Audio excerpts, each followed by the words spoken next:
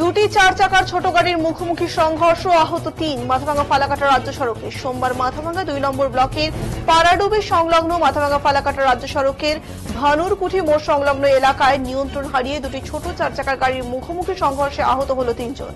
স্থানীয়রা আহতদের উদ্ধার করে মাথাভাঙ্গা মহকুমা হাসপাতালে নিয়ে যান। বর্তমানে সেখানেই চিকিৎসাধীন তারা। ঘটনার খবর পেয়ে ঘোকসাডাঙ্গা থানার পুলিশ ঘটনাস্থলে পৌঁছে দুর্ঘটনাগ্রস্ত গাড়ি দুটিকে উদ্ধার করে নিজেদের হেফাজতে নিয়ে গোটা ঘটনা তদন্ত শুরু করেছে পুলিশ। পাশাপাশি কিছুটা দূরে নিয়ন্ত্রণ হারিয়ে একটি টোটো উল্টে গিয়ে আহত হয় আরো একজন। তাকেও স্থানীয়রা উদ্ধার করে প্রাথমিক চিকিৎসার পর ছেড়ে দেওয়া হয় বলে জানা গেছে। এদিকে একের পর এক পথ দুর্ঘটনায় স্থানীয়রা রাজ্য সড়কের জনবহুল বেশ কিছু এলাকায় রাজ্য সড়কের ওপর বাম্প লাগানোর দাবি তুলেছে। স্থানীয় বাসিন্দা রবীন্দ্র রায় বলেন, মাঝে মধ্যে বিভিন্ন যানবাহন দ্রুত গতিতে চলাচল করে, এলাকার অধিকাংশ বাম্প নষ্ট হয়ে গিয়েছে। গাড়ির গতি নিয়ন্ত্রণে বাম্প লাগানোর দাবি জানাচ্ছেন প্রশাসনের কাছে তারা।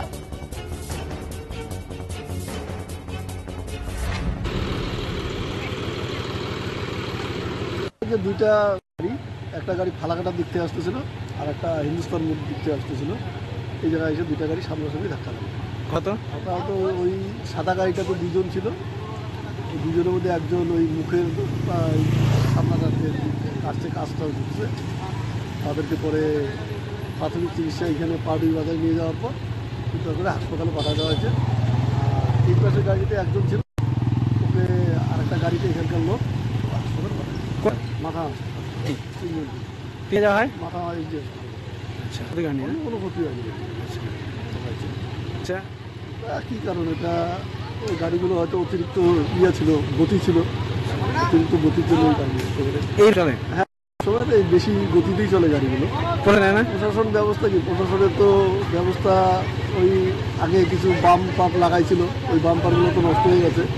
প্রশাসনের উচিত মানে ওই বাম্পারগুলো না লাগিয়ে মানে পিডব্লিউডি যে বাম্প, সেই